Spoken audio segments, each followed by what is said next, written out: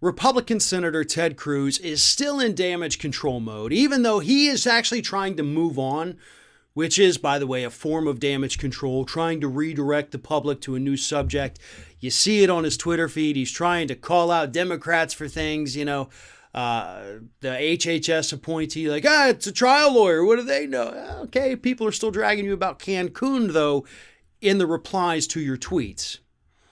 And it's paying off for those of us on the left. According to the latest polling, Ted Cruz's approval rating among Republicans has now fallen 23 points since last people were polled in January.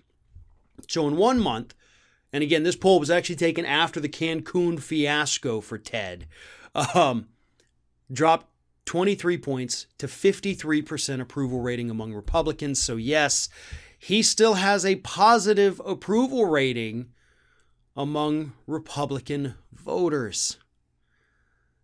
That hurts. Dropping 23 points, I'm sure hurts Ted. Still being above water with his Republicans, that hurts the rest of us. That's painful to see. You never want to see something like that. But here is the thing. You're at 53%. That number is going to go up, but it's not going to go up before it continues to go down a little bit. Because this poll was actually taken before some of the grosser details about your Cancun trip emerged. And who is going to use those details against Ted Cruz? Who is going to use the Cancun trip itself against Ted Cruz? I guarantee you it's not going to be the Democrats. It really and truly is not. Because they're not the ones who are going to face Ted Cruz next. The people who are going to face him are going to be the people in his own party during the 2024 Republican primary, which, as we all know, is going to actually kick off in 2023.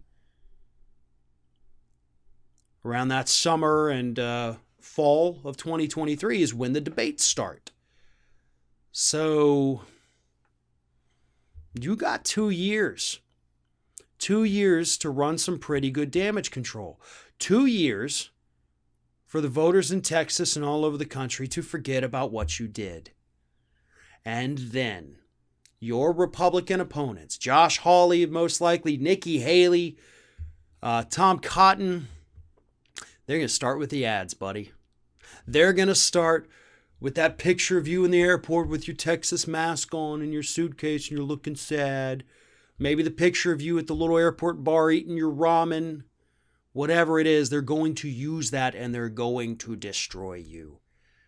And then these Republicans who are pissed off about it now are going to remember it. And they're going to get pissed off about it all over again because that's how politics works.